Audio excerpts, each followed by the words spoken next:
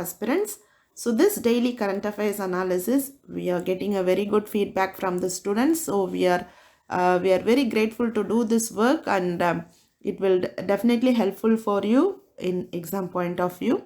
So today, to start with, the first issue is Global South does not have an adequate voice in global governance, says PM, and for that reason, India will amplify it during G20 presidency.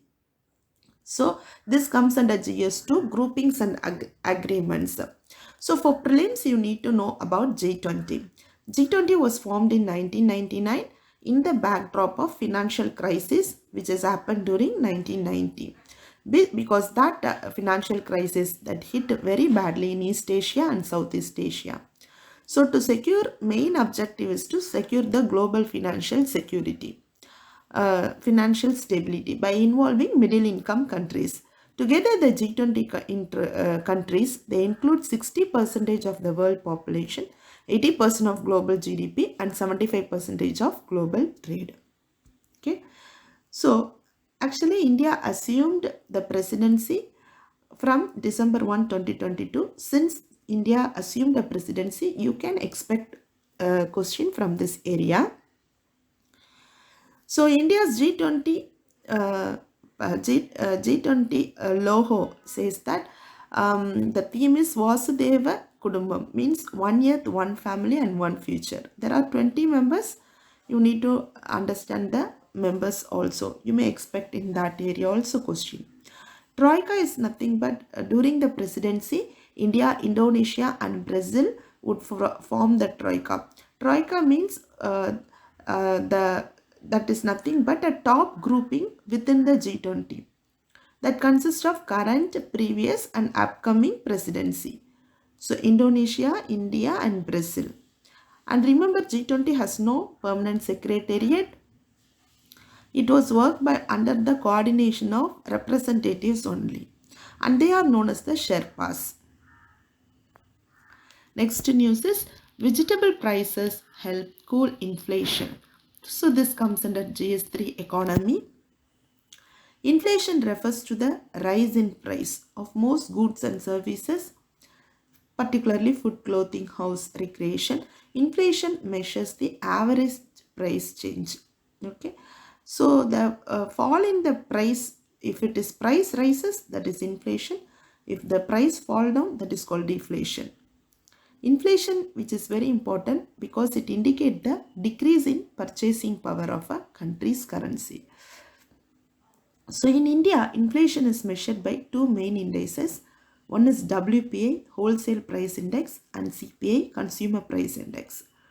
So CPI calculates the difference in the price of commodities and services such as food, medical care, electronics, whereas goods and services sold by business are captured in WPI. Okay, so in India, we take both WPI and CPI to measure the inflation. So there are two types of inflation, demand pull and cost push. Demand pull means if the aggregate demand becomes more than the supply. If the demand is more than the supply, that is called demand pull. When the supply decreases, what will happen? The cost of production will increases. This is called cost push inflation. So inflation targeting is measured by the central government authority. So in India, Ministry of Statistics and Program Implementation measures the inflation. Next news is electric buses under FAMEII scheme to hit the streets. This comes under GS3 Environment Conservation FAME India scheme, which is a part of National Electric Mobility Mission Plan. Main thrust of the FAME is to encourage electric vehicles by providing subsidies.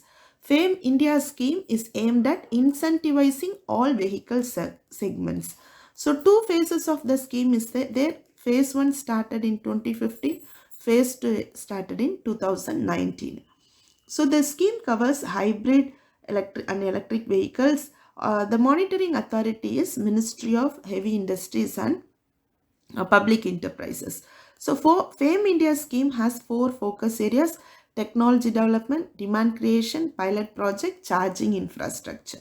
So the objective of FAME scheme is to encourage faster adoption of electric and hybrid vehicle, established the infrastructure to address the issue of environmental pollution. So next issue is ASI discover archaic stupas at Nalanda district in Patna. So this comes under GS1 Indian architecture.